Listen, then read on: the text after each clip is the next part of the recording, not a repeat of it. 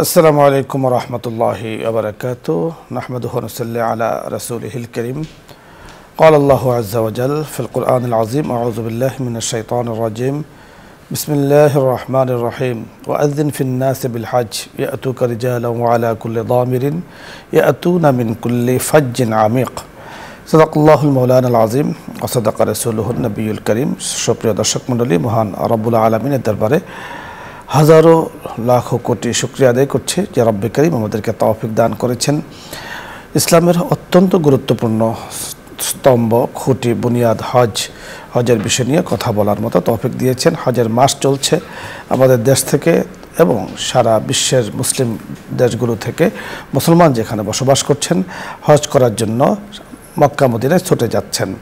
পবিত্র মক্কাতুল মুকাররমায় অবস্থান করছেন, মদিনাতুল মুনাওয়ারায় অবস্থান করছেন। হজ যখন শুরু হয়ে যাবে হজের সর্ববৃহৎ রোকন আরাফার ময়দানে অবস্থান, মুজদালিফায় অবস্থান, যাকে ওকুফে আরাফা এবং ওকুফে মুজদালিফা বলা হয়।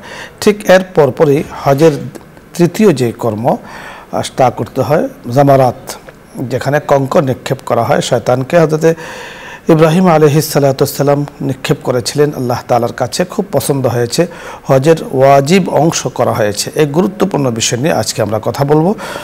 কথা বলার জন্য যিনি আমাদের সাথে যোগ দিয়েছেন বিশিষ্ট ইসলামী চিন্তাবিদ প্রবীণ আলেমে দ্বীন, অত্যন্ত চমৎকার সুন্দর সুগোছালো আলোচনা করে থাকেন শেখ আব্দুর রাজ্জাক খতিব, গাউসুল আজম জামে মসজিদ কমপ্লেক্স, মহাখালী, ঢাকা। সাথে আছেন আসসালামু আলাইকুম ওয়া রাহমাতুল্লাহি ওয়া বারাকাতুহু। ওয়া আলাইকুম আসসালাম ওয়া রাহমাতুল্লাহ। শেখ কেমন আছেন? আলহামদুলিল্লাহ রাব্বিল আলামিন, আল্লাহর অফুরন্ত রহমত। অপরন্ত রহমত, আলহামদুলিল্লাহ ভালো আছেন। আমাদের জন্য দোয়া করেন আপনি নিশ্চয়ই সবসময়। আমরা আপনার দোয়া আসলে আল্লাহ তাআলা আমাদেরকে ভালো রেখেছেন। তা আপনার কাছে আজকে আমরা যে বিষয়টি জানবো যে হজের যে রোকনগুলো নিয়ে আমরা কথা বলছিলাম। আমাদের হাজী সাহেবরা যাচ্ছেন যাতে একজন হাজী সাহেব সেখানে গিয়ে হজের যে মৌলিক বিষয়গুলো আছে সেগুলো বুঝতে পারেন, সে উদ্দেশ্যে কিন্তু হজের মৌলিক বিষয়গুলো নিয়ে আমরা কথা বলছি। ওকুফে আরাফা নিয়ে কথা হয়েছে, ওকুফে মুজদালিফা নিয়ে কথা হয়েছে। এরপরে যে কাজ তা হলো জামারাতে এসে কঙ্কর নিক্ষেপ করা। কঙ্কর নিক্ষেপ করার ইতিহাস কি, পদ্ধতি কি, আপনার কাছে আমরা শুনবো। আলহামদুলিল্লাহ ওয়াসসালাতু ওয়াসসালামু আলা রাসূলিল্লাহ। মহা একটা বিষয়ের দিকে আমাদের সম্মানিত দর্শক সহ আমাদের সকলের মনোযোগ আপনি আকর্ষণ করলেন এবং একটা বড় কঠিন ইতিহাসের গায়ে আপনি খোঁচা দিয়েছেন যে এইটা আলোচনা উঠাতে গেলে কলিজা বিদীর্ণ হয়ে যাওয়ার মতো হওয়ার কথা বা হয়, ইমানদার যারা তাদের এরকম হয়। আল্লাহ রাব্বুল আলামিন পরীক্ষা করেছিলেন হযরতে বাবা ইব্রাহিম আলাইহিসসালাতু ওয়াসসালামকে। আল্লাহ রাব্বুল আলামিন পরীক্ষা করলেন, অনেকগুলি নির্দেশের সম্মুখীন তাকে করলেন। তখন তিনি সেগুলির যথাযথভাবে আল্লাহর আকাঙ্ক্ষা পূরণ করে বাস্তবায়ন করলেন এবং আল্লাহ রাব্বুল আলামিন তখন সন্তুষ্ট হয়ে বললেন, ইন্নী জাআইলুকা লিন-নাসি ইমামা, নিশ্চয়ই হে ইব্রাহিম আমি তোমাকে গোটা মানব জাতির সকল ধর্মের সকল অনুসারীদের নিকটে আমি ইমাম বানিয়ে দিলাম। এই সমস্ত খেদমত আঞ্জাম দেওয়ার কারণ হযরতে সৈয়দনা ইব্রাহিমকে আল্লাহ নির্দেশ দিয়েছিলেন ইসমাইলকে কোরবানি করো। তো সেই কোরবানি করার জন্য হযরতে আম্মাজান হাজেরা সাজাইয়ে দিয়েছিলেন। আর হযরতে ইসমাইল তিনি আনন্দের সঙ্গে ঝাঁপিয়ে পড়েছিলেন যে আল্লাহ এই কোটি কোটি বাচ্চার মধ্য থেকে আমাকে পছন্দ করেছেন। আর হযরতে ইব্রাহিম নিয়ে গেলেন এই মিনার মাঠে যে কোরবানি, এই মিনার মাঠে এই সকল আল্লাহর বিশিষ্ট বান্দাগণের আত্মত্যাগের বিষয়গুলি যাতে উম্মতে মুহাম্মাদির মধ্যে ঢুকে পড়তে পারে, সেই জন্য আল্লাহর রাসূল তিনি এই হজটাকে এইভাবে ব্যবস্থাপনা দিয়েছেন যে এটা মিনা কেন্দ্রিক, এই মিনা কেন্দ্রিক। তো যখন হযরতে ইব্রাহিম আলাইহিসসালাতু ওয়াসসালাম ইসমাইলকে সুসজ্জিত করে আম্মাজান হাজেরা দিলেন এবং উনি নিয়ে রওনা হলেন। এই বর্তমান জমানায় আপনি তো আলহামদুলিল্লাহ বহুবার গেছেন, এই মসজিদুল খায়েফ যেটা মসজিদে খায়েফের এখান থেকে যখন মক্কার আজিয়াদের এই রাস্তা দিয়ে যখন আসলেন, যাওয়া রওনা শুরু করলেন, ওই সময়ে যে জামরায়ে সোগরা যেটা ছোট শয়তান বলা হয়, ছোট শয়তানকে পাথর মারা, তারপরে তো জমরায়ে উস্তা মাঝ বরাবর শয়তান, তারপরে জমরায়ে কুবরা এই ওইদিকে উত্তর দিকে। হেরা পাহাড়ের ওই পাশে।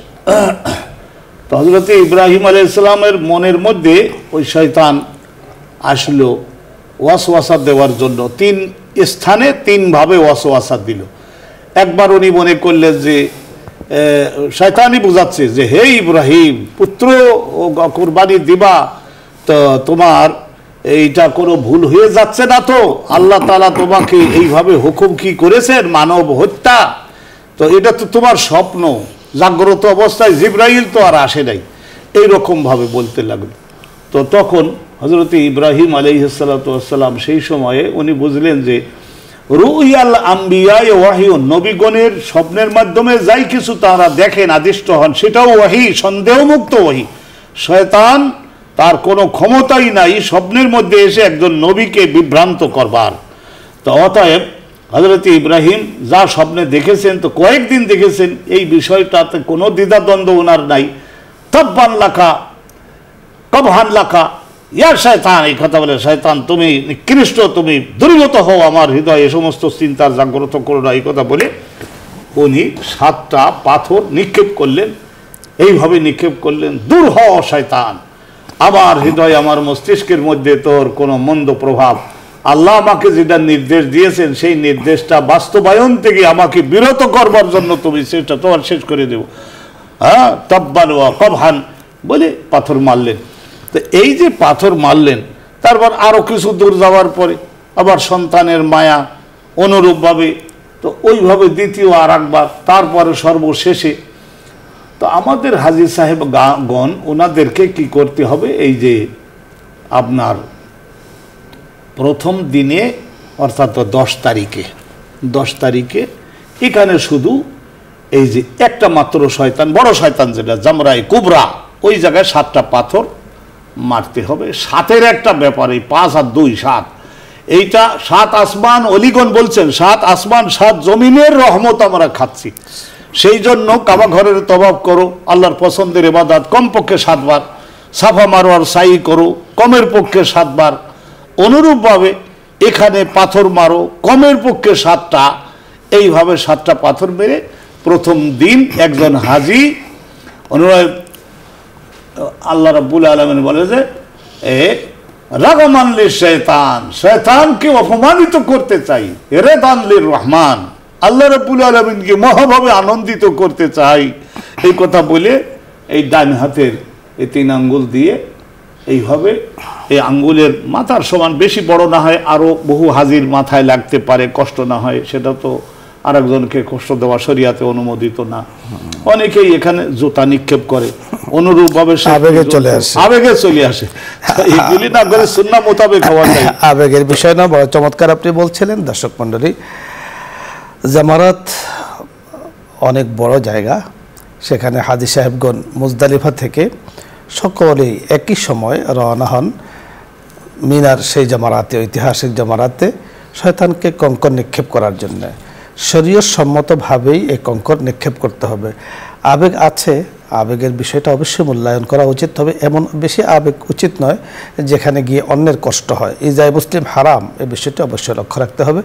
এবং কঙ্কর নিক্ষেপের হাদিসে পাকে যে পরিমাণ বলা হয়েছে, তাহলে আমরা যে বুট খেয়ে থাকি সেই বুটের সমপরিমাণ যেন হয়, এবং খুব কাছ থেকে গিয়ে সেখানে গিয়ে দোয়া পড়ে কঙ্কর নিক্ষেপ করে, যেন সেটা বাউন্ডারির ভেতরে পড়ে, ওয়ালের লাগে বাউন্ডারির ভেতরে পড়ে।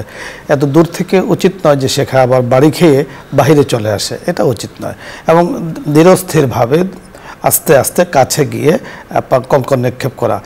দেখা যাচ্ছে অনেকেরই আমরা দেখেছি সেখানে বাস্তবে যেটা আমাদের অভিজ্ঞতা, তা হলো যে সেখানে যাওয়ার পরে আবেগ ধরে রাখতে পারে না, তো একটা পর্যায়ে বড় বড় পাথর নিক্ষেপ করে, একটা পর্যায়ে জুতা নিক্ষেপ করে, যে শয়তানকে আজকে একটা কিছু করে ফেলবে। শয়তান তার ওখানে বসে নেই, একটা প্রতীকী। ইব্রাহিম আলাইহিস সালামের এই কাজটি আল্লাহ রাব্বুল আলামিনের বড় পছন্দ হয়েছে। তাই কিয়ামত পর্যন্ত আগত উম্মত যারা হজে যাচ্ছেন, যারা হজ করছেন, তাদের জন্য ওয়াজিব বিধান করা হয়েছে। এজন্য কঙ্কের নিক্ষেপ করা খুবই জরুরি একটি বিষয়, এবং নিয়ম পদ্ধতি জানা জরুরি।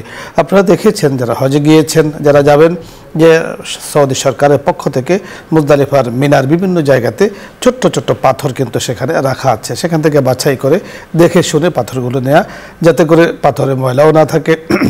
সুন্দর একটি ব্যাগও আমরা হাজিরা সংগ্রহ করে থাকি, সেখানে নেব। 3 দিন কঙ্কর নিক্ষেপ করতে হয়, এ বিষয়টা খেয়াল রাখবো।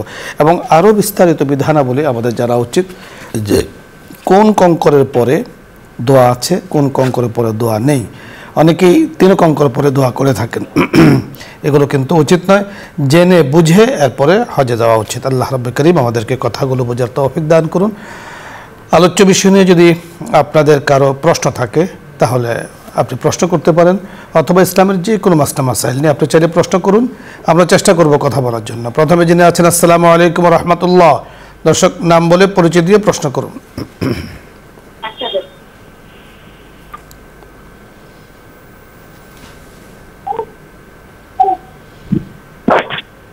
আসসালামু আলাইকুম ওয়া রাহমাতুল্লাহ। জি দর্শক, ওয়ালাইকুম আসসালাম। পরিচয় দিয়ে প্রশ্ন করুন। যে আজকে আমি বাইরে দেখছেন ঢাকা থেকে বলছি, আজকে টপিকের বাইরে থেকে একটা প্রশ্ন করতে চাই আমি, যে অনেক সময় নামাজের মধ্যে দেখা যায় যে সিজদার আর পায়ের মাঝখানে অনেক সময় এই মোবাইল বা ঘড়ি বা পকেটে যাবতীয় জিনিস রেখে নামাজ পড়া হয়, এটা কতটুকু যুক্তিযুক্ত, তারা কতটুকু কিভাবে নামাজ পড়ে? অনেক সময় দেখা যায় নামাজের ভিতর ফোন আসলে আমরা বুঝতে পেরেছি আপনার কথা, আপনি শুনতে থাকুন, আমরা কথা বলছি। বুঝতে পেরেছেন কিছুটা? আসলে যখন আমরা ইবাদতে মনোযোগী হব, নামাজ শুরু করব, তখন আল্লাহর কোরআনে হুকুম আছে ওয়াতাবাত্তাল ইলাইহি তাবতিলা, 16 আনা তোমার মনোযোগটা তুমি তোমার আল্লাহর দিকে নিবদ্ধ করো। তো সেই হিসেবে ভক্তির বিষয় তো এই, আনুগত্যের বিষয়টা তো এই, যে মোবাইলটা যদি কাছে রাখি, হয়তো সাইডে রেখে দিলে নামাজের মধ্যে দামি মোবাইল কেউ নিয়ে সটকে পড়তে পারে, তো সেই জন্য পকেটে রাখেন, কিন্তু আপনি ওখানে বন্ধ করে রাখুন, যাতে করে আমাদের মধ্যে কোনোভাবেই কোনো ফোন ইন হতে না পারে, ঢুকতে না পারে। এই একটা। আর মানুষ মাত্রেই তো ভুল করি আমরা, তো যদি দেখা যায় যে বন্ধ করতে মনে নাই, তাহলে এমন মোটা আওয়াজে রিংটা টোনটা বাজলো যে মসজিদের অন্য মুসল্লিদের সকলের জন্য এটা বিরক্তিজনক এবং সকলেরই ধিক্কার কিন্তু আপনার বিরুদ্ধে যাবে। অতএব ওই অবস্থায় মাত্র এক হাত বের করে, এটা ওলামায়ে কেরাম ফতোয়া প্রদান করছেন, যেহেতু এটা বালোয়া এ উমুমিয়া, তো এই যে বের করে ওই যেখানে টিপ দিলে এক আঙ্গুল দিয়ে মাত্র এক হাত ব্যবহার করে দ্রুত আপনি বন্ধ করে দেবেন, এই যাতে করে অন্যদের নামাজে এ বিঘ্ন আপনি সৃষ্টি না করেন। এইভাবে আপনি করবেন। আপনি যথার্থ বলেছেন, যেহেতু আফাতুল ইলম ওয়ান নিসিয়ান, মানুষের সবচেয়ে বড় সমস্যা হলো ভুলে যাওয়া। প্রায় মসজিদে কিন্তু লেখা আছে যে আপনার মোবাইলকে বন্ধ রাখুন, বন্ধ রেখে আপনি মসজিদে প্রবেশ করুন। অনেকে হয়তো বা দৌড়িয়ে এসে জামাতে শরীক হন, খেয়াল থাকে না। সেক্ষেত্রে আপনি যেমনটি বলেছেন যে মোবাইলটা পকেটে আছে, আমরা এই আলোচনা করার আগে আরেকটি বিষয় আপনার কাছে খুব পরিষ্কারভাবে শুনবো, যে মোবাইলে অনেক সময় রিংটোন যেগুলো আমরা দিয়ে থাকি, সেগুলো আসলে কানেও লজ্জা পায় অনেক সময়, মানে এই ধরনের গান বাদ্য বিভিন্ন এই সেই দিয়ে থাকে। এগুলো যদি আল্লাহ তাআলার ঘরে বেজে ওঠে আর এর জন্য অন্য নামাজের ক্ষতি হয়, এজন্য যিনি এই মোবাইল রিংটোন এগুলো দিয়েছেন বা করেছেন, সম্পূর্ণ গুনার ভাগীদার কিন্তু উনি হয়ে যাচ্ছেন। এই জন্য শায়েখে যে পদ্ধতি বলেছেন যে আপনার মোবাইলটা নিশ্চয়ই আপনার পকেটে আছে অথবা আপনার নিরাপদ জায়গায় আছে, সেখানে আপনি বের না করেও সেখানে এমন আস্তে ধীরে স্থিরে একটা চাপ দিয়ে সেটাকে যদি বন্ধ করতে পারেন, বন্ধ করে দেবেন। কারণ আমলে কাসির নামাজের জন্য নষ্টর কারণ। এমন কোনো কাজ করা উচিত নয় যে আপনি মোবাইল বের করলেন, দেখলেন কে ফোন দিয়েছে। অনেকে আমি এরকমও আমাদের চোখের সামনে পড়েছে যে উনি মোবাইল দেখেছেন কে ফোন করেছে, তা আবার মোবাইলে বলতেছেন যে আমি নামাজে আছি, এ কথা বলে পকেটে রেখে দিচ্ছেন। তো এর দ্বারা আমি নামাজে আছি পরে রিং দিও, এই ধরনের বলে থাকে, এর দ্বারা কিন্তু নামাজ নষ্ট হয়ে যায়। আপনি আর এই নামাজে শরীক থাকতে পারবেন না, ও আবার পুনরায় আপনাকে নামাজে শরীক হইতে হবে। তো এই কাজটি করা যাবে না। আরেকটি বিষয় আপনি বলেছেন যে অনেকে মোবাইল বা চাবির রিং অথবা ঘড়িকে ওনার সিজদার সামনে রাখে, তো সেক্ষেত্রে এটা ঠিক আছে কিনা, এ বিষয়ে শায়েখ আপনার কাছে শুনবো। ওইদিকে তো হযরত ওইদিকে তো ওই নামাজের মুসল্লির মনোযোগ কতবার যাবে, কতবার যায় আর মনে করে কি মোবাইলটা ঠিক আছে কিনা, ঘড়িটা ঠিক আছে কিনা। অতএব এটা পকেটে রাখুন, অথবা অন্য কোনো যদি মসজিদের বাইরে জায়গা থাকে, নিজস্ব দোকান ফোকান থাকে, তাইলে সেখানে আপনি রেখে আসুন। এইভাবে এটা রাখাটা সম্পূর্ণ নাজায়েজ নয়, বাট অবশ্যই নামাজের যে খুশু খুজু বিনয়ী ভাব, বিনয়ীটা আসা, একটা মনোযোগ মনোযোগিতা নষ্ট হতে পারে। এজন্য আপনার নিরাপত্তার জন্য যদি আপনি সামনে রাখেন, ওইদিকে আপনার মন না যায়, অর্থাৎ আমারটা আমার সামনে আছে, ঘড়িটা খুলে আমি সামনে রেখেছি, মোবাইলটা এখানে রেখেছি, সামনে আছে নিরাপত্তার জন্য, সেক্ষেত্রে তো অন্যরা তো আর এদিকে তাকাবে না, আমারটা আমার চোখের সামনে পড়ছে। নাজায়েজের বিষয় তো নয় অবশ্যই, তবে অবশ্যই নামাজের যে খুশু খুজু একাগ্রতা সেটা কিন্তু নষ্ট হয়ে যেতে পারে। এজন্য আপনি নিরাপদ জায়গায় রাখুন, আর আপনার নিরাপত্তা যদি এখানে আপনি অনুভব করেন রাখুন, কিন্তু আপনি যেমনটি বলেছেন যুক্তিযুক্ত নয়, আসলে নামাজের মধ্যে এগুলো কোনোটাই যুক্তিসঙ্গত নয়।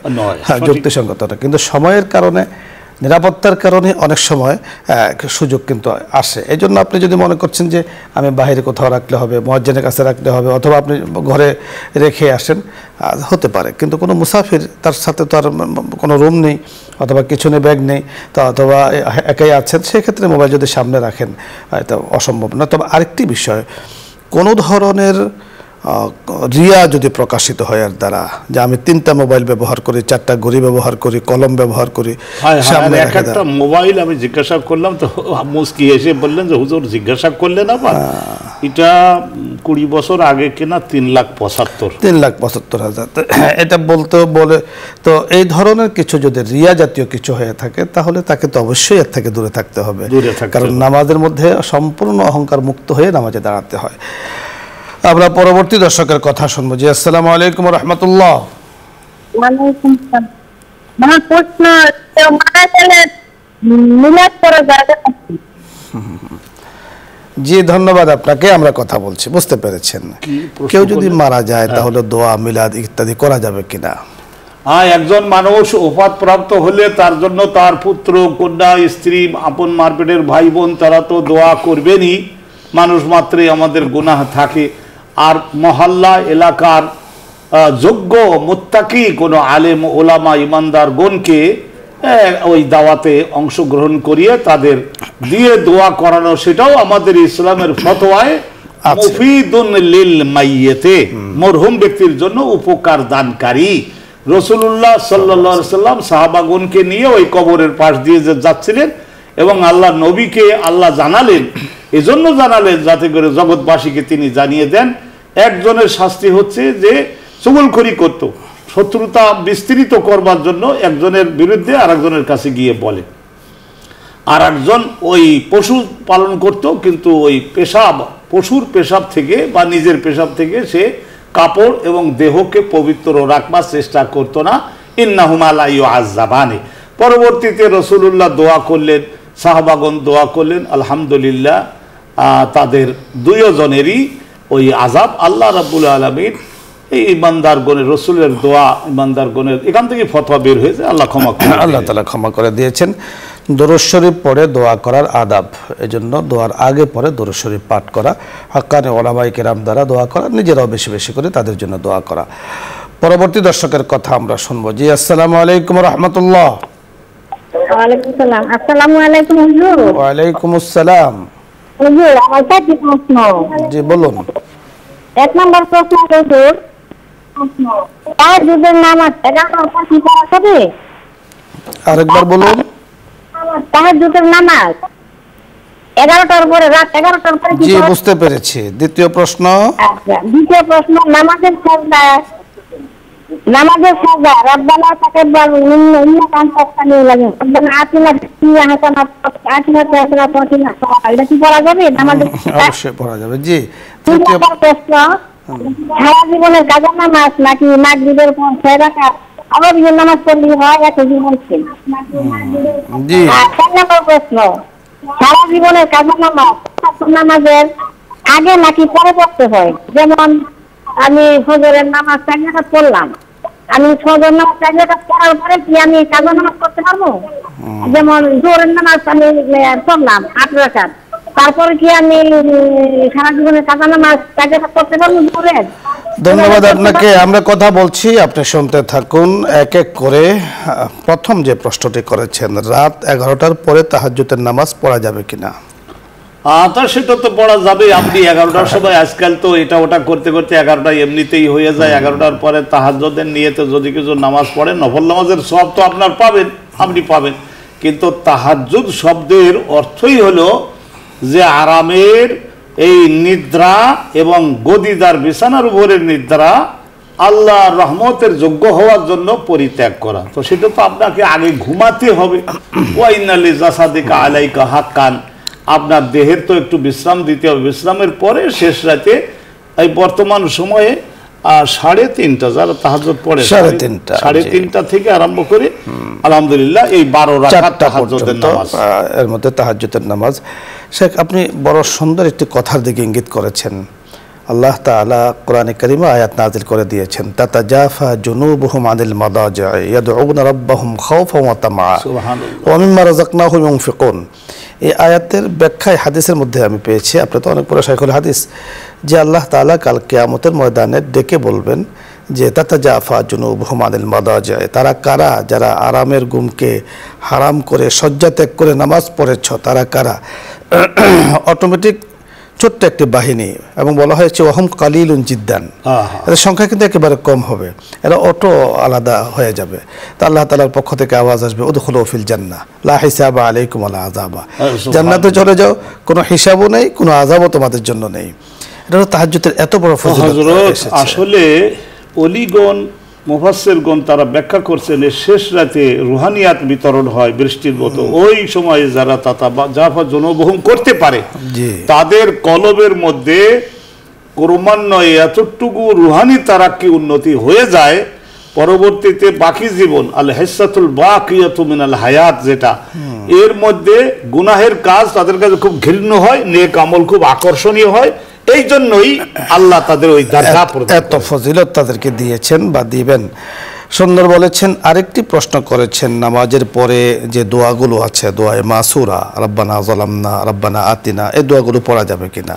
অবশ্যই পড়া যাবে, এটা তো সুন্নাত। এবং ফায়জা ফারাগতা ফানসাব ওয়া ইলা রাব্বিকা ফারগাব, আল্লাহ কোরআনে নির্দেশ দিয়েছেন যে হে আমার নবী, ফায়জা ফারাগতা, যখন তুমি আমার নির্দেশ অনুপাতে ফরজ নামাজটা সুসম্পন্ন করলে এবং তুমি এখন আর নামাজের কোনো অংশ বাকি নাই, তা এখন ফানসাব, এখন তুমি এতটুকু প্রার্থনা আমার কাছে করো যে ক্লান্ত হয়ে যাও আমার কাছে দাবি করতে করতে। সুবহানাল্লাহ। আরেকটি প্রশ্ন করেছেন যে আওয়াবিনের নামাজ মাগরিবের পরে 6 রাকাত পড়া যাবে, কোনো সমস্যা নেই? আওয়াবিনের নামাজ কোনো সমস্যা নাই হুজুর, এটা তিরমিজি শরীফ, জামে তিরমিজি এবং সুনানে ইবনে মাজাহ, এই দুইখানা কিতাবের মধ্যে আছে ওই সালাতুল আওয়াবিন, আল্লাহর দিকে যারা বেশি বেশি গমন যারা অর্জন করতে সক্ষম হন, এই মাগরিবের 2 রাকাত মুআক্কাদা সুন্নাতের পরে 6 রাকাত তারা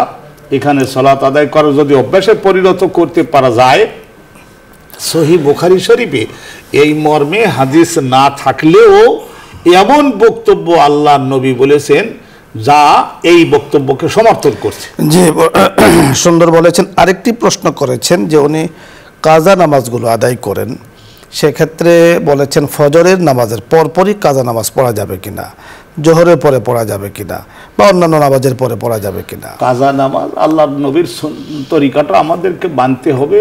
বিশেষ করে রাসূলুল্লাহ বলেছেন যে এই ফজরের যে 2 রাকাত ফরজ নামাজের পরে সূর্য উদয়ের আগে, এই যে একটুখানি সময় থাকে এই টাইমটা, আর আসরের যে ফরজ নামাজ আদায়ের পরে সূর্য ডোববার মাঝখানে, যে এই মাঝখানের মধ্যে অন্য নামাজ না আদায় করার বিধান। তাই এখন আলহামদুলিল্লাহ এই গানে জিকির আজকার করুন, আর বাকি অন্যান্য যেই সময় পাবেন সঙ্গে সঙ্গে ওমর কাজা নামাজটা, জীবনের নামাজগুলো আপনি কাজা করবেন। ধন্যবাদ। পরবর্তী দর্শকের কথা আমরা শুনবো। আসসালামু আলাইকুম। দর্শক পরিচয় প্রশ্ন করুন। ওয়ালাইকুম আসসালাম, আমি ঢাকা ক্যান্টনমেন্ট থেকে বলছিলাম। জি বলুন। বলছিলাম আমার 2টা প্রশ্ন ছিল। জি। প্রশ্নটা একটা হচ্ছে কি, আমার একটা মান্যতের ব্যাপার। আমি মান্যত করেছিলাম যে আমি একটা মনের আশা পূরণ হলে আমি কুরবানি, একটা ছাগল কুরবানি দেব। তো আমি এই কুরবানিটা দিব, এটা কিভাবে ভাগ করব? মানে কি সব বিলিয়েই দেব নাকি ওই কুরবানির মতন করব? এক। আর একটা প্রশ্ন হচ্ছে, আমার বিয়ের বয়স হচ্ছে 35 বছর। আমার স্বামী খুবই জঘন্য খারাপ, পরকীয়া, তার ফ্যামিলি ভক্ত। তা নিয়ে আমি অনেক বাধাবাধি অনেক কিছু করছি, কিন্তু আমি কিছু সমস্যা সমাধান করতে পারিনি। এখন আমি তার ঘরে আছি, কিন্তু আমার ওই স্বামীর সাথে আমার কোনো কথাবার্তা উঠা বসা কিছুই নাই। তাই এতে কি আমার পাপ হচ্ছে? যে আমরা বুঝতে পেরেছি, আপনি শুনতে থাকুন দুটো প্রশ্নের উত্তর। প্রথম প্রশ্নটি বুঝতে পেরেছেন, মান্যত করেছেন একটা খাসি উনি কোরবানি করবেন, তো গোশত কি করবেন? মান্যতের এই যে পশু জবেহ করে দেওয়ার পরে এর 16 আনা আপনাকে দিয়ে দিতে হবে লিল ফুকারা ওয়াল মাসাকিন, যারা মিসকিন এবং ফকির তাদেরকে দিয়ে দিবেন। ও 3 ভাগ করে আবার আত্মীয় স্বজনকে 1 ভাগ, আত্মীয় স্বজনের ধনী আছেন আপনি নিজেও খেতে পারবেন না আর ওই আত্মীয় স্বজনকেও দিতে পারবেন না। গোটাটা মহল্লার আত্মীয়র মধ্যে যদি কেউ গরিব থাকে তো অবশ্যই সে অগ্রাধিকার পাবে, দিয়ে দিবেন। এই গেল এক। দ্বিতীয় প্রশ্ন বুঝতে পেরেছেন আপনি, বিবাহ, ওনার বয়স হলো, বিবাহের বয়স 35 বছর, বাট স্বামীর সাথে মিলমিশ নেই, একই ঘরে থাকেন কিন্তু কোনো যোগাযোগ নেই, যেমনটা উনি বলেছেন। সম্ভবত স্বামী স্ত্রীর সম্পর্ক আছে, বৈবাহিক সূত্র যেটা বন্ধন সেটা আছে, কিন্তু কোনো কথাবার্তা হচ্ছে না আর কি। এর দ্বারা কি গুনাহ হচ্ছে? এটা স্বামীর তো নিশ্চয়ই কবিরা গুনাহ হচ্ছে, আর স্ত্রীর উনিও গুনাহের থেকে মুক্ত হবে না। উনি আপনাকে আমরা উদ্বুদ্ধ করব এই বিষয়ে যে আপনি খুব সাজসজ্জা বৃদ্ধি করুন এবং মিষ্টি ভাষায়, মিষ্ট ভাষায়, সুমিষ্ট ভাষায় আপনি আপনার স্বামীর সঙ্গে হৃদয় কলিজা উজাড় করে দিয়ে তার প্রতি আপনি আপনার জীবনটা নিবেদন করুন। আর আপনি হয়তোবা তার প্রতি যদি, যেমন উনি তাকাচ্ছেন আপনি অন্যদিকে তাকিয়ে থাকলেন, বা একটু অগ্রসর হয়ে যে একজন ভুল করতে লাগলে বাকি আর একজন তো তাকে হাত ধরে তো ভুলের দিকে যাওয়ার থেকে আপনি তাকে আটকাবেন না। আপনি ওর বাড়িতেই থাকছেন, তার খানা খাচ্ছেন, স্বামী স্ত্রীর সম্পর্ক আছে, কিন্তু দেখা যায় যে একটা পুরুষ ব্যক্তি তার হয়তো কিছু প্রয়োজন হলেও সেগুলিও আপনি সময় মতো করলেন না, এই করে তা করে 12 রকমের কুধারণা করে, তাহলে আপনার ওই স্বামীকে আপনি ইবলিস শয়তানের হাতেই তুলে দিয়েছেন, ধরে নিতে পারেন। চমৎকার সামনে সুন্দর আপনি বলছিলেন, কথাবার্তা বন্ধের দ্বারা সমস্যার সমাধান হবে না, যেমনটি আপনি বড় চমৎকার বলেছেন যে একই ঘরে থাকেন, নিশ্চয়ই দেখা সাক্ষাৎ হয়, কথাবার্তা হয় না, তো কথা কেন বন্ধ রেখেছেন?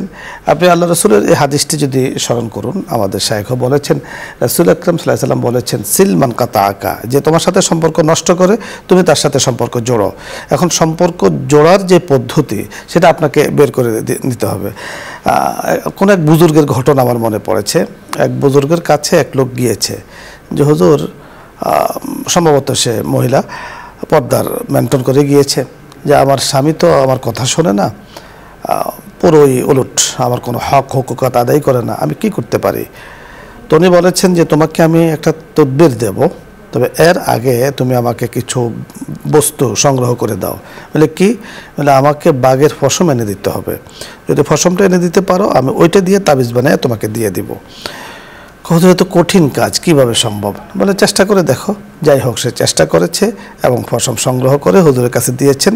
হুজুর বলেছেন কেমনে দিয়েছো, কেমনে এনেছো? এবার বহু কষ্ট করে বন জঙ্গলে গিয়ে, সেখানে বাঘ থাকে, সেখান থেকে অনেক কষ্ট করে আমি সেটা সংগ্রহ করেছি। তখন হুজুর বলেছেন, তুমি যদি বাঘের একটি পশম অনেক কষ্ট করে সংগ্রহ করতে পারো, কষ্ট করে, ঠিক বাঘের পশম থেকেও কষ্ট বেশি নয় স্বামীর মনকে জয় করা। তুমি এই কাজটি করো, পদ্ধতি অবলম্বন করো, দেখবা যে জয় হয়ে যাবে। সে বলতে, হুজুর আমার তাবিজ হয়ে গেছে, আর কিছু লাগবে না, আমি সমাধান পেয়ে গিয়েছি। আসলে সুন্দর পরিবার ঘটনে উভয়জনেরই কিন্তু পদক্ষেপ নিতে হয়। তো আমাদের শায়েখে বলেছেন, অনেক বড় শায়েখ, উনি বলেছেন যে আপনারও যদি কোনো ত্রুটি থেকে থাকে যেখানে আছে, সেগুলো আপনি শুধরিয়ে নেন। এবং একটি বিষয়, সবসময় স্বামীকে শাসাতে যাওয়াটা এটাও কিন্তু ভুল। যে অহেতুক সন্দেহ করা অথবা অহেতুক শাসানো, এটাও কিন্তু একটা ভুল কাজ। কারণ স্বামী তো অভিভাবক, আপনি যদি সারাক্ষণ তাকে শাসান তো সে তো অন্যদিকে অন্য চিন্তাই করবে। তো এই জন্য আপনি যেমন বলেছেন, নিশ্চয়ই ওনারও কোনো বক্তব্য থাকতে পারে, আমরা কারো বক্তব্য কি নিই না, আমরা মানে শরীয়তের দৃষ্টিতে কথাগুলো বলছি যে উভয়ের জন্য ভালো যে যে সুন্দর সংসার গঠন করুন, যাতে করে আল্লাহ তাআলা এই সংসারের উপরে বরকত দান করে।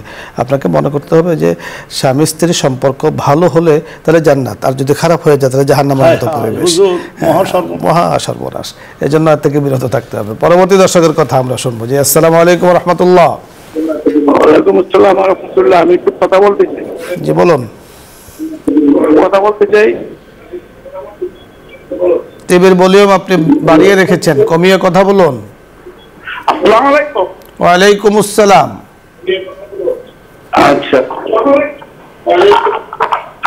আমাকে শুনতে পাচ্ছেন? শুনতে পাচ্ছি, বলুন। আমি জাহাজের চাকরি করি। জি। এটা কি কসর করতে হবে না পুরা? হ্যাঁ, সুন্দর, খুবই গুরুত্বপূর্ণ প্রশ্ন করেছেন। আপনি শুনতে থাকুন, আমরা কথা বলছি। উনি জাহাজে চাকরি করেন, নামাজ কিভাবে পড়বেন? না, আপনি জাহাজ ওইটাই আপনার গ্রাম, ওইটা আপনার কর্মস্থল, ওখানে তো জাহাজ চলতে থাকবে। আর আপনি যদি নিজেই ক্যাপ্টেন হয়ে থাকেন তাইলে আপনার সহকারী ক্যাপ্টেন রয়েছেন, প্রচুর সময়, এনাফ টাইম আপনার আছে। আপনি ওখানে এই জোহরের নামাজ, আসরের নামাজ, ঈশার নামাজ, এই 4 রাকাতওয়ালা নামাজ আপনি আলহামদুলিল্লাহ আল্লাহর মেহেরবানিতে 4 রাকাতই পড়বেন। ধন্যবাদ।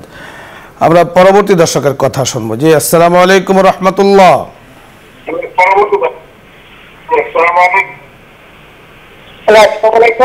ওয়ালাইকুম আসসালাম। হুজুর, আমার একটু জি বলুন। আমার পছন্দ হলো ভালো কাজে বলছেন। আমার দৃষ্টি মানে খারাপ দৃষ্টি আমার চোখের সামনে বাজে। এই জন্য আমি কি করতে কিছু বোঝা যায়নি।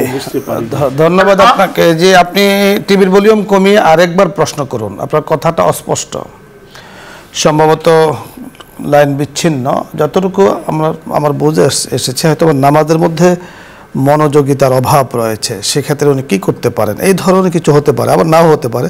তো যদি অভাব হয় না মনোযোগিতার নামাজে, কি করণীয়? তাহলে এখানে ওলিয়াগণ বলেছেন যে যতবার তোমার আল্লাহ নবী এটা বলেছেন, যতবার তোমার মনোযোগ অন্যদিকে যাবে ততবার তুমি কি করবা, তোমার নিজের নফসকে আবার টেনে আনবার চেষ্টা করবা। ওতে যতটুকু গেছিল তাতে ক্ষতি হবে না, বরং জিহাদের সওয়াব তুমি পাবে। সুবহানাল্লাহ। পরবর্তী দর্শকের কথা শুনবো। জি, আসসালামু আলাইকুম।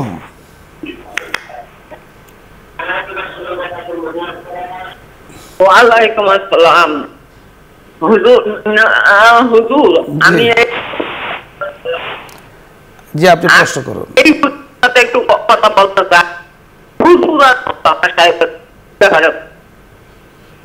জি বলুন। আমার দাদা নাকি হুজুর ছিলেন, তাই হচ্ছে ফুলপুরার মৌলানা সাহেব নাকি বোতলে পানি কয়েকটা বোতল আশেপাশে রাখি দিত, আর উনি দূরের থেকে ফুল দিত। আরেকজন নাকি কইতে এতগুলা বোতল আপনি একটা দিলেন, এটা কিভাবে হইল? তখন কয়েকটা পাখি এতে সন্দেহ হইলো, বোতলটা নিয়ে আসলো আমার কাছে। বোতলটা যখন নিয়ে আসলো তখন নাকি একটা ফুক দিতে, আর হচ্ছে বোতল খাইতে। আমরা বুঝতে পেরেছি, যতটুকু বুঝতে পেরেছি আমরা কথা বলছি। সম্ভবত আপনাকে ধন্যবাদ, আপনি শুনতে থাকুন, আমরা কথা বলছি এই বিষয় নিয়ে। কিছুটা বুঝতে পেরেছি। হ্যাঁ, বুঝতে পারছি। এটা একটা ঘটনা আমাদের ইন্দো পাক সাব কন্টিনেন্টে ব্রিটিশ আমলে আল্লাহ রাব্বুল আলামিন ইসলামকে জীবন্ত করবার স্বার্থেই আল্লাহ বহু সংখ্যক ওলি সৃষ্টি করেছিলেন। যেমন ওই সময়ে মাওলানা আশরাফ আলী থানভী রহমাতুল্লাহ আলাইহি আর মাওলানা কাসেম নানতবী, সুফি ইমদাদুল্লাহ মুহাজিরে মক্কি, এই এক ধারাবাহিকতা। রশিদ আহমদ গাঙ্গুহি অনুরূপভাবে এই যে ইন্ডিয়ার মধ্যে হুগলি জেলার মধ্যে পড়ে ফুরফুরা শরীফ পীর আবু বকর সিদ্দিকই ফুরফুরাবি, উনি আল্লাহ নবীর খলিফা আবু বকর সিদ্দিকের বংশ। এত বড় অলিতে পরিণত আল্লাহ ওনাকে করলেন। আর ওনার প্রায় 10,000-এর মতো শুধু তরিকতের লাইনের খলিফা উনি তৈরি করতে সক্ষম হয়েছিলেন। তো ওইটা ওনার সম্পর্কে আছে যে এরকম হাজার হাজার মানুষ তো আসতো কোনো কোনো মাহফিলে 1 লক্ষ লোক সবাই একটু পানি পড়া নিতে চায়, তখনকার আমলের মানুষেরা কিন্তু ডাক্তার পেত না, তো উনি দম করে দিতেন। তো দূরের থেকে একজন বলেছিল যে হুজুর আমি এই অনেক কষ্ট করে বহু দূর থেকে আসছি, আমার এতে ফুল আগে নাই হুজুর। তো উনি কাছে আসলেন, দম দিলেন, দেওয়ার পরে দেখা গেল যে আসলে গ্লাসটা বা বোতলটা ওটা বিদীর্ণ হয়ে গিয়েছে। হ্যাঁ, এইগুলি সাধারণত মিনাল মুমকিনাত, এগুলির বিষয়ে আপনি যথার্থ বলেছেন, কারামত ঘটেছে তাই হবে, কিন্তু সেটা কি হতে হয়েছিল সেটা তো আর আমরা জানি না। আপনি সুন্দর বলেছেন, আমাদের হাতে সময় একদম নেই, আমরা দোয়ায় চলে যাব। কারামাতুল আউলিয়ায়ে হাক্কুন, আউলিয়ায়ে কেরামের কারামত হক, এটা সঠিক। আউলিয়ায়ে কেরামদেরকে আল্লাহ তাআলা বিভিন্ন সময় বিভিন্ন কারামত দিয়ে থাকেন। কারামত মানে হলো অলৌকিক বিষয়, যা সাধারণ মানুষ থেকে হয় না। আর মুজিজা শুধুমাত্র নবীদের সাথে সম্পৃক্ত, এটা অন্য কারোর কাছ থেকে হয় না। কারামাতুল আউলিয়া, কারামাতের মধ্যে অনেক সময় এদিক সেদিক হতে পারে, কিন্তু মুজিজার মধ্যে এদিক সেদিক হওয়ার কোনো ধরনের গুঞ্জাইশ অবকাশ নেই। এই জন্য আউলিয়া কেরামের কারামত যে বিষয়টি, এটা ওই অলির সাথে সীমাবদ্ধ, এখানে বিশ্বাস অবিশ্বাসের বিষয় নয়, ভক্তি শ্রদ্ধার কিন্তু একটা বিষয় আছে। এজন্য আউলিয়া কেরামদেরকে শ্রদ্ধা করা, ভক্তি করা, এটা কিন্তু শরীয়তের নির্দেশনা। এবং ওনার আলা ইন্না আউলিয়া আল্লাহ লা খাউফুন আলাইহিম ওয়া লা হুম ইয়াহজানুন, ওলিদের সম্পর্কে অনেকগুলো আয়াত আছে। আমাদের হাতে সময় একদম নেই। সকলে ভালো থাকুন, সুস্থ থাকুন। আল্লাহ রাব্বুল কারীমের তৌফিক আমরা কামনা করছি, আগামী অনুষ্ঠানগুলোতে যেন আমরা থাকতে পারি। আল্লাহ পাক আমাদের উপরে রহমত করুন। আল্লাহ তাআলা সকলের জন্য সর্বাবস্থা কল্যাণে ফয়সালা করুন, আমিন। ওয়া আখির দাওয়ানা আলহামদুলিল্লাহি রাব্বিল আলামিন। এখন দোয়া হবে, দরুদ ইস্তিগফার পাঠ করি। اللهم صل على محمد وعلى آل محمد كما صليت على إبراهيم وعلى آل إبراهيم إنك حميد مجيد.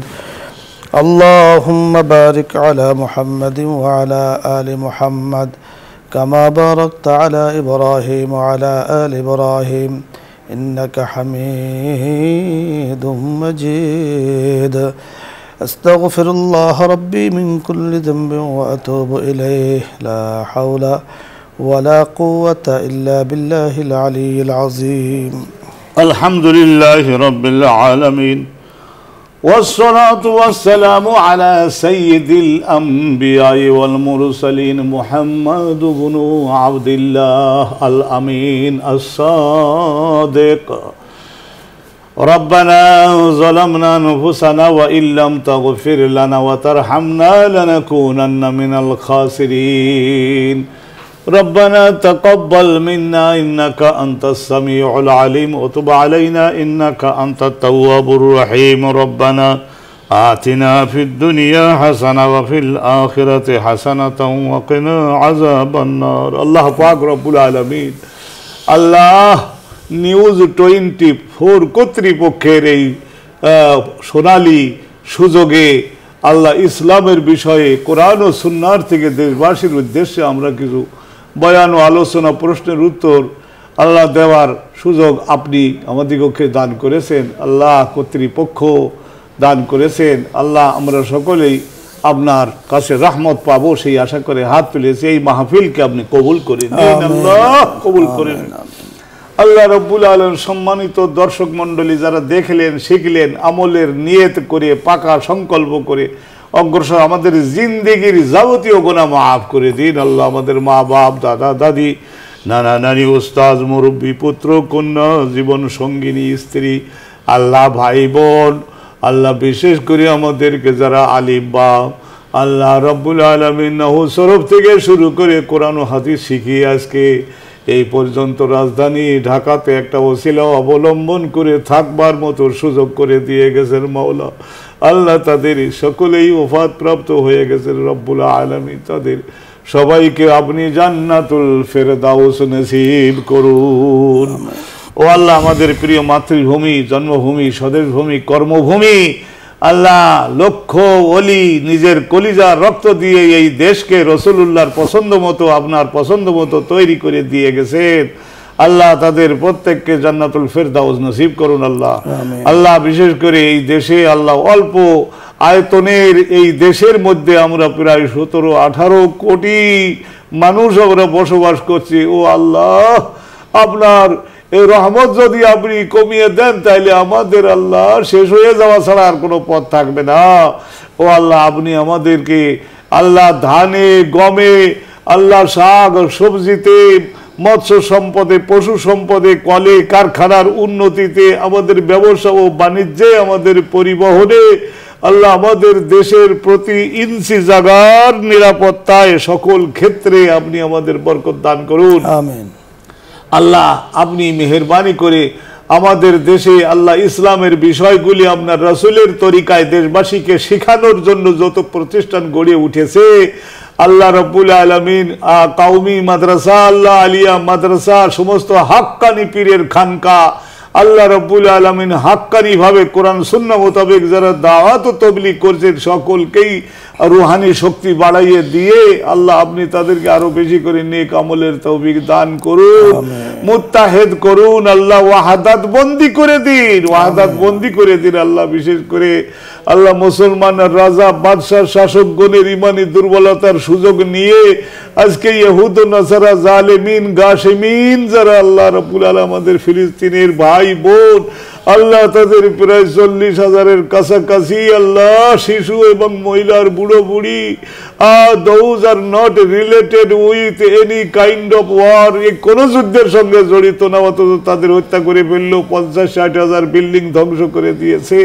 আল্লাহ আপনি তাদের সকলের বিরুদ্ধে আল্লাহ রাব্বুল আলামিন ব্যবস্থা গ্রহণ করুন। আল্লাহ ব্যবস্থা হলো এই যে আপনি ওই সমস্ত দেশের মানুষদের ঈমান অর্জনের তৌফিক দান করুন। আল্লাহ আমরা কারোর বিরুদ্ধে হিংসা পোষণ করি না। আল্লাহ ওই সমস্ত দেশগুলিতে আপনার রাসূলের শিক্ষাকে বিজয়ী করে দিয়ে আল্লাহ তাদেরকে আমাদেরকে ভাই ভাইয়ে পরিণত করে দিতে পারেন। আপনি অনন্ত ক্ষমতার অধিকারী, আমাদের বাংলাদেশকে কবুল করে নিন। ঝড়, ভূমিকম্প, বন্যা আর সমস্ত রকমের খরার কবল থেকে আল্লাহ আপনি হেফাজত করবেন, ঝড়ের কবল থেকে হেফাজত করবেন, ভূমিকম্পের কবল থেকে হেফাজত করবেন, রোগ ব্যাধিতে আক্রান্ত হয়ে যারা চিকিৎসায় রত আছেন আল্লাহ আপনি তাদের সুস্থতা দান করুন। আল্লাহ বিশেষ করে আল্লাহ এই প্রতিষ্ঠানের সম্মানিত চেয়ারম্যান আলহাজ শফি আহমদ আকবর সুবহান সাহেব এবং তার পুত্র কন্যা স্ত্রী পরিবার তাদেরকে রহমত দান করুন। সাল্লাল্লাহু তাআলা আলা খায়রি খালকিহি ونور عرشه سيدنا ونبينا محمد وعلى آله وأصحابه أجمعين وجعل آخر كلمتنا عند سكرة الموت كلمة التوحيد لا إله إلا الله محمد رسول